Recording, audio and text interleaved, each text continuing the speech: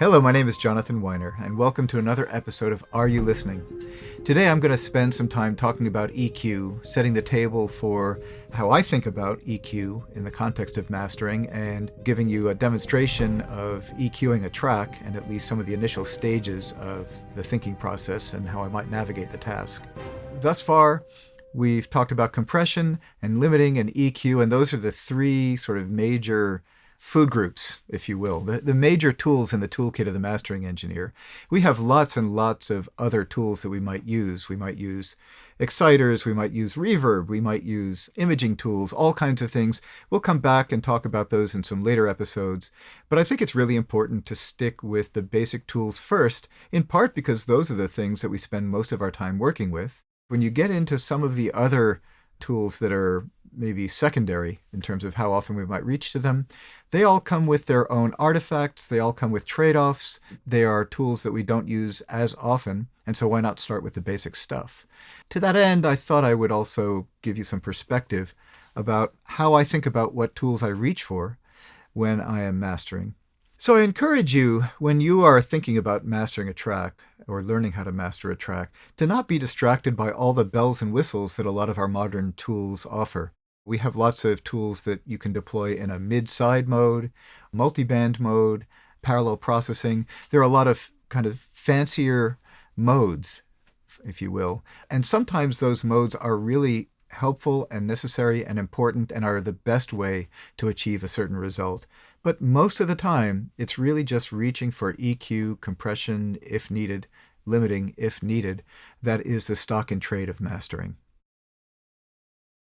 There are a few different ways to think about EQ, but my favorite, I think, is based in part on the reason that EQ was invented in the first place. 100 or so years ago, when we first had telephone line transmissions, the sound of a voice would be transmitted through a receiver across a fairly long cable, and there would be high-frequency roll-off or signal loss associated with the long run of the cable and also the impedance relationship between the source impedance and the load impedance, if you will, in the phone line. In order to restore intelligibility to the signal, an EQ was invented or developed to compensate or to emphasize the high-frequency energy and restore or retain intelligibility. So that principle, I think, also holds to this day. When I think about EQing and mastering, I'm thinking about restoring balance.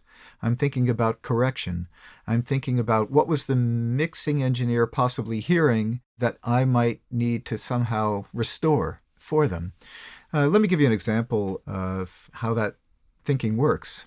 Over the last 30 or 40 years, one of the most popular speaker types has been a speaker made by Yamaha called the NS10. It's pretty ubiquitous, and if you see videos of recording studios, until fairly recently, you will see a picture of Yamaha NS10s across the meter bridge in many studios. Those speakers are remarkably good at helping people judge the level relationship between the most important instruments in a mix. But they are severely deficient when it comes to hearing the full spectrum. If you look at the frequency response of an NS10, you'll see it's got a big bump in the upper mid-range and the presence area between like 1.5K and 3K, and it rolls off very steeply in the low end. So if you're mixing on a pair of those speakers, it's often very difficult to really critically judge the tone. You might get the balance right, but measuring top end to mid-range to bass is another story. So when you as a mastering engineer are listening to that mix, you might hear a mix that's severely bass deficient or has too much bass because of what's happening with the relationship between the speaker and the ear of the mix engineer. And in mastering, we're trying to restore what we imagine the balance, the intended tonal balance to be for the mix engineer. The thing that I like about this approach to EQ and mastering is that it puts you in the position of trying to correct or restore intelligibility or clarity, as opposed to trying to create the sound, to try to be the hero with an equalizer. Sure, there are ways in which we can use EQs that are creative and help us sort of add something, embellish the sound, if you will. But in general, I think if you think about correction as a guiding principle, it will help keep you out of trouble. And quite frankly, it's a little less intimidating to think in those terms as opposed to thinking, man, I just have to make this record sound great. Maybe it's just, let's reveal what is great about a mix. One of the things that I think people wonder is what differentiates a mixing tool from a mastering tool. So let me talk about this in the context of equalizers. Back in the day, before we had software tools, certainly, one of the important differentiators was detented positions. In other words, when you make a change, it clicks into a certain value, and especially if we were dealing with stereo program, left and right, simultaneously, we'd want to make the same change to both channels 99% of the time so that the stereo image remains solid. These days, we don't really have that constraint in software anyway, or DSP-based tools. So again, what is the difference between a mixing and a mastering tool? For the most part, I would say that the way the tool is laid out, the user interface or the interaction, the way you engage with it, is a big difference when you work in a mixing or a mastering context. In fact, I would say the tools aren't so different. It is the activity that's different. So if you take a look at the user interface for Neutron as opposed to Ozone, Neutron is a channel strip tool that's used primarily in the context of a mixing session on individual channels or on buses. And then Ozone is a tool that's designed for the task of mastering. It can sit on the stereo bus or the 2-mix out of a mixing session. The EQ in Ozone and Neutron is largely the same. There's some slightly different filter shapes. There's a difference in terms of numbers of nodes and so on. But the bigger difference between the two is in the scale, at least in the way that the tools are initially laid out. If you take a look at Neutron, you'll see that the dB boost and cut in the default setting is a much bigger scale. In other words, if you move a control a few pixels up or down, you'll get a much bigger change than you do in Ozone. And that reflects the sort of natural workflow, if you will, that if you're EQing a tambourine track in a mixing session, you might want to cut all the low end out. And so a big, giant, low-frequency gesture makes sense. In Ozone, a little bit goes a long way, and so the tool is laid out to help you navigate the task in a way that I think supports the activity. So I think that that is really the thing that differentiates the tools. And EQ is an EQ is an EQ. There may be some subtle differences, but when you're practicing and just trying to get better at the mastering task, don't get too distracted by, does this EQ sound better than another? Maybe try to grab something that's laid out to help you with the activity that you're engaged in and use that to practice. There are lots of helpful visualizations that we get to use in the course of music production. I want to call something out, which I believe in very strongly. You may hear people talk about trusting your ears, trusting your instincts, develop your ears. That's incredibly important. Obviously, at the end of the day, understanding the musical language through our oral sense is what's going to get us where we want to go in music production. However, I have found visualizations to be incredibly helpful over the course of my career. Peak reading meters, averaging meters, LUFS meters, polar phase meters. We also have created a tonal balance meter that we offer as part of the Neutron and Ozone package. All of these visualizations are incredibly helpful in confirming what we think we're hearing. Our brains are fallible. Our brains are sometimes going to trick us, and having some kind of external objective validation against which we can check what we think we're hearing, I think is incredibly valuable. So I want to encourage you, use visualizations as a way of helping you navigate problems. Identify them with your ears, and then use the visualizations that you have available to you to help you navigate the task. Before we listen to the track that we're about to listen to, let me just say a few words about a mindset or a process for getting into EQing and mastering. When I start listening, I will sit back, listen all the way through a track so I understand all of the changes in the arrangement. You don't want to get surprised by the introduction of a bass halfway through and find out you've added too much bass because you were only listening to the beginning of the track. But the first thing I'll do is sit back and I'll pull out either a laptop or a piece of paper and a pen or a pencil, and I'll make notes about what I hear. I'll make notes about what I like about a track, and I'll make notes about anything that I think I might want to change. The reason that I do this and that I'm suggesting this is that when you get into the weeds of doing the work, and you probably know this from mixing records or mixing songs, you get in 30 or 45 minutes and you start getting distracted by little details relating to small elements in the track. The hi-hat has a little bit too much top end, or there's a little sibilance in the third chorus, and it's easy to lose track of that big picture issue that's very much at the heart of what we're doing when we're mastering. So by making those notes up front, it creates kind of an agenda or a touchstone for me. And I can always glance at it or look at it when I'm 80% of the way through and say, oh, I wanted to add some more top end or make the thing have a little bit more push in the bottom. Is that what I've done? And it's just a helpful way to ground me during the course of my session. There are a lot of different ways of approaching EQing tracks, but in general, I think of it as in two different ways. One is this idea of tonal balance. Does something need a little bit more or less top end or low end in order to play well, to be intelligible and rich and full and all of those things that we want in our audio?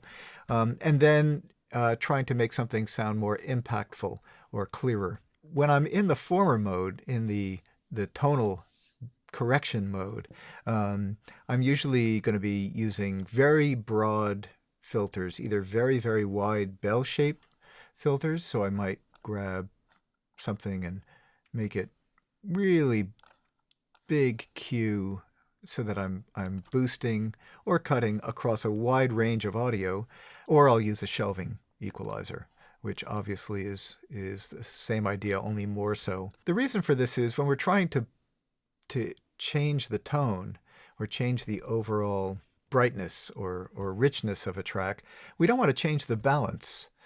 And if you're using narrower band equalizers, either to boost or to cut, it will tend to favor certain instruments and maybe even certain notes in a scale within a mix. So you have to be careful about using them. And we use EQs to address narrow band issues for different kinds of reasons, but usually not in order to adjust the overall tone of a track.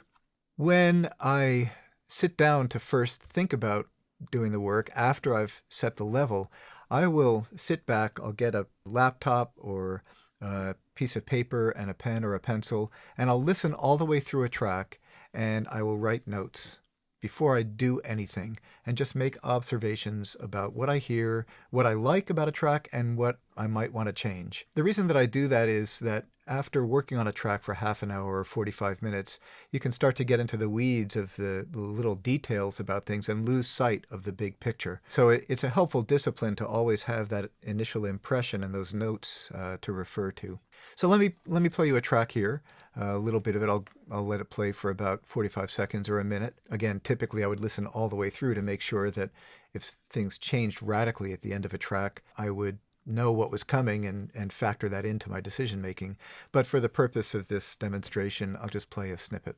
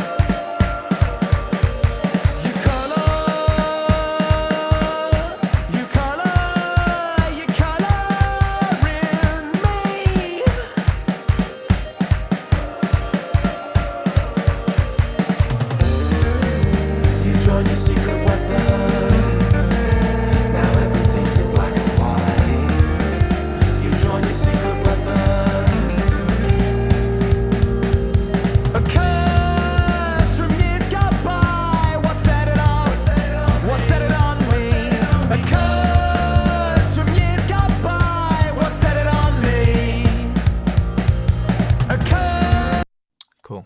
So you get a little bit of a sense of what the track sounds like. It's a good mix. I'm not listening to it and thinking, man, I need to change the balance. The vocal's not loud enough. The vocal's too loud, etc.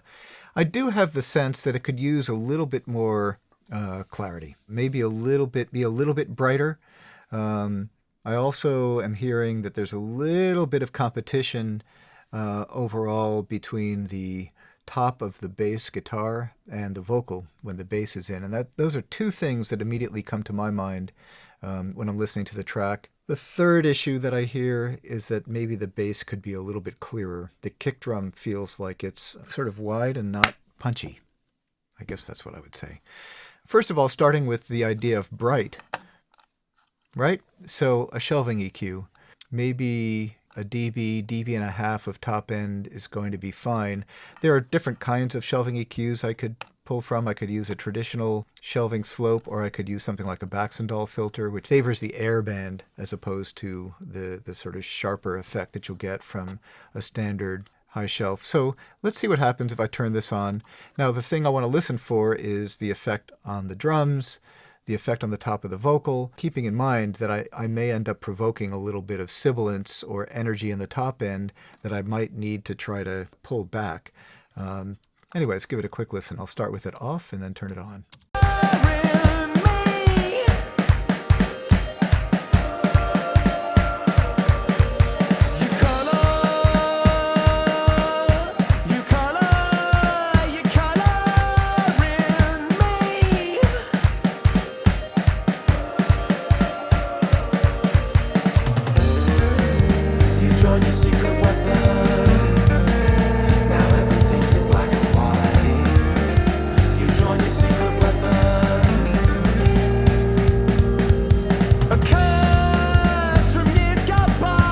So I think you can hear a pretty clear difference, even with just a dB and a half of top end added there, that it's lifting the air. We get a little bit of the hi-hat coming forward. As I mentioned, I might want to pull down a narrow band to keep that in check, or maybe using a de-esser, but I'll come back to that later. Right now, I'm just concerned with a general sense of tone. The other thing I want to do that's in the sort of tone control zone, if you will, and this is one of my go-to moves, something that I'll often try, is I'll pull in a shelving EQ, set it way down, probably below the lowest note that any instrument is playing. In this case, I've got it set to about 35 hertz, and pull out a little bit of subsonic information. And my hope is that that's going to give me a little bit more clarity and a little bit more room for the kick drum to feel a little bit livelier. So let's see how that works out.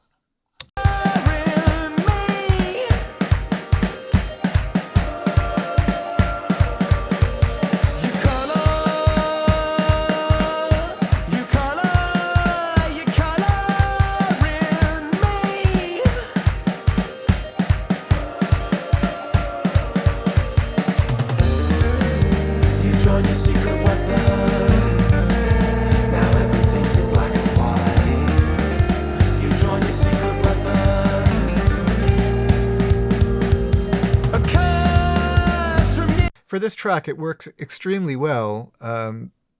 When I pull out some of that energy, the bass actually sounds better and richer, the bass instrument, and the kick drum sounds freer and clearer and punchier to me. So that's something I encourage you to experiment with.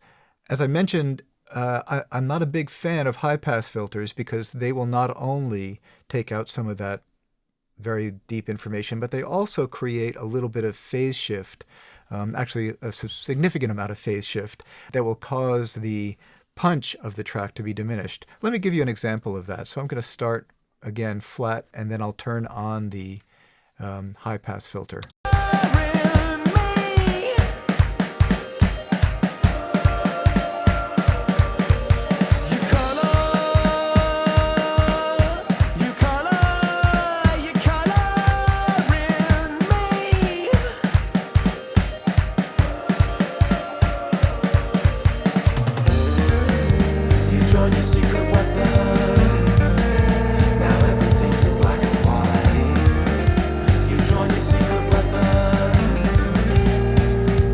I'm going to play this last section for you one more time. Listen to what happens to the bottom of the kick drum and the bass and the top of the kick drum. When that high-pass filter comes in, the top of the kick drum gets much, much sharper, and the focus of the sound overall shifts up into what I would call the upper mid-range. I hear a lot more energy at 2K, 3K, in that region from the rhythm track. So I'll start with it off. You joined your secret weapon. Now everything's in black and white. You joined your secret weapon. A curse from years gone by. What set it off? What set it on me? A curse. So it makes a big difference to my ear. When I say big difference, you're like, oh, I think I can hear something. But anyway, it takes a little while to sort of dial into some of these differences. That's why I'm trying to kind of give you some descriptive language to understand what it is that I'm hearing. But at any rate, the short of it is go for a shelving filter when you can, as opposed to a high pass. Every so often a high pass is just a thing, but more often than not, shelving is a better tool. So the last sort of general tonal issue that I want to address initially, at least experiment with this track, is to see if I can't get a little bit more low end down in the fundamental range of the bass. So when I say that, I'm usually thinking of somewhere in the neighborhood of 50 to 100 hertz. There are a couple of different ways of approaching that. I can use a shelf, and you'll see there's this complex relationship now between the high frequency, low frequency shelf boost that I might use and the low frequency shelf cut. So I might get a little bit more energy here from the low end of the bass. Let's see what that sounds like. You joined your secret weapon. Now everything's in black and white. You joined your secret weapon. A curse from years gone by. What set it off? It's a little heavy. There are things I like about the sense of richness that it gives, but it gives a little bit too much thump. So instead of using a shelf here, I'm going to go for a very, very broad peaking EQ, put the center frequency down around 60 hertz, and hopefully pick up a little bit less of that subsonic thumpy energy. I'll start with it off. You joined your secret weapon. Now everything's in black and white. You joined your secret weapon.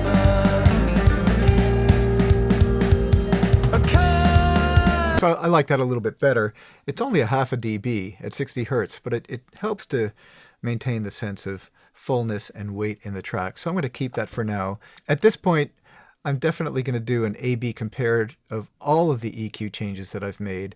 At every point, it's worth stopping, A-B comparing, and making sure that each change that you make actually makes things better. If it doesn't, stop, go back to the last one and reassess.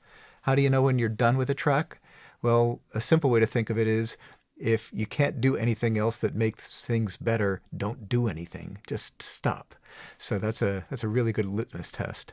Anyway, let's do a quick A-B. I'll play from a little further back here so we can hear the difference that all these three different EQ moves makes all together.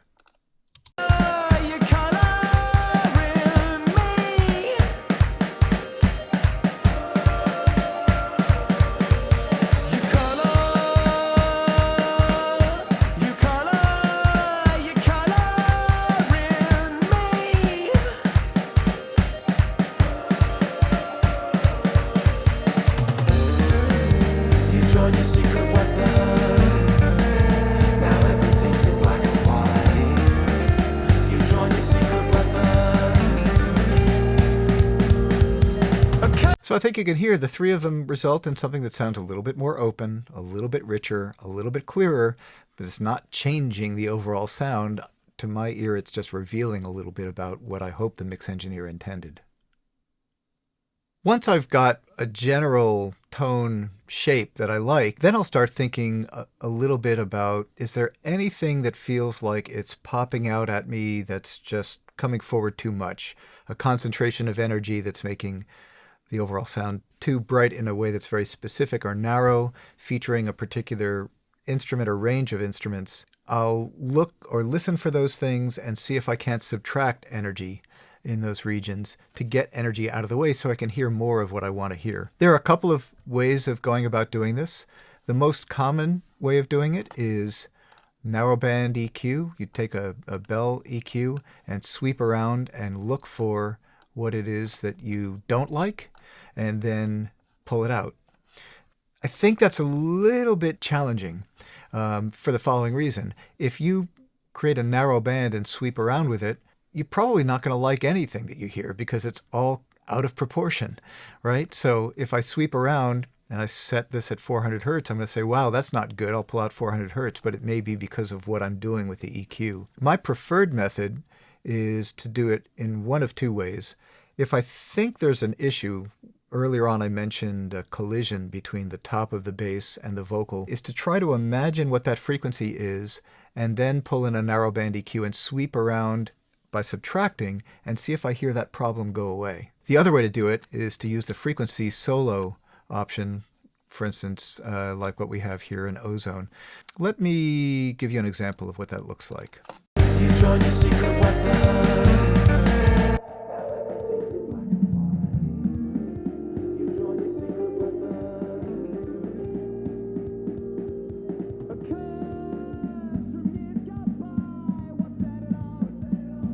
So I ended up at about 225 hertz and heard a place where there was this upper resonance in the bass that was interacting with the vocal that I didn't particularly enjoy.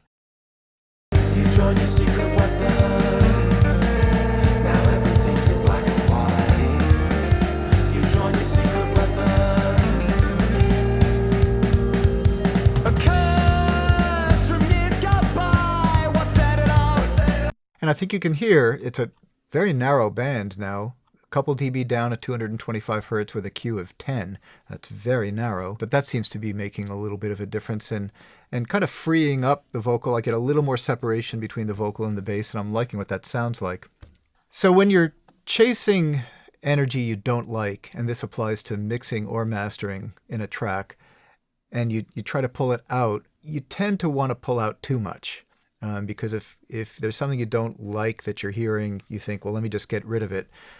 Of course, there's some collision there, and there's too much energy in the interaction between the bass and the vocal here at 220 odd hertz.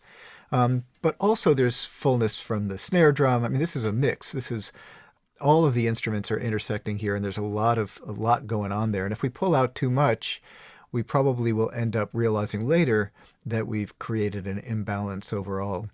So when you use subtractive EQ, let's say you decide, you want to pull out 4 dB of something in the spectrum, put half back. Instead of -4, go to -2. You can always come back and revisit that decision later, but usually that's a good trick to help keep you out of trouble in terms of creating that imbalance. I'm a firm believer that there are no secrets in the work of music production. A lot of people talk about the mystery of mastering, and I don't really believe in that. What I do believe is that it takes a lot of practice to get good at something. I've had, on multiple occasions, artists come to me and say, this is my first record. I've been working on my record for 3 weeks, and it doesn't sound like a charting hit. How come? Sometimes it's easy to think that because we have all of the tools and all of the technology at our disposal, that it's all going to happen right away. What I'm trying to say is don't be discouraged, but just understand that it takes time.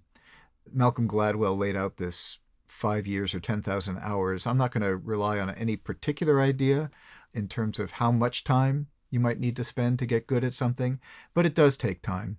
And if you're among the few who have the luxury of practicing mastering over and over and over again every day over the course of weeks or years, you'll get good at it too. Thanks for watching Are You Listening? If you want to be notified about other episodes when they come out, subscribe to the YouTube channel and then you use the little bell icon. Feel free to go to the iZotope.com website. There are lots of educational materials there. There's the ISO sessions where you can download sound samples and experiment with them yourself. You can download a copy of Ozone, and I look forward to seeing you next time. Hope you find this useful.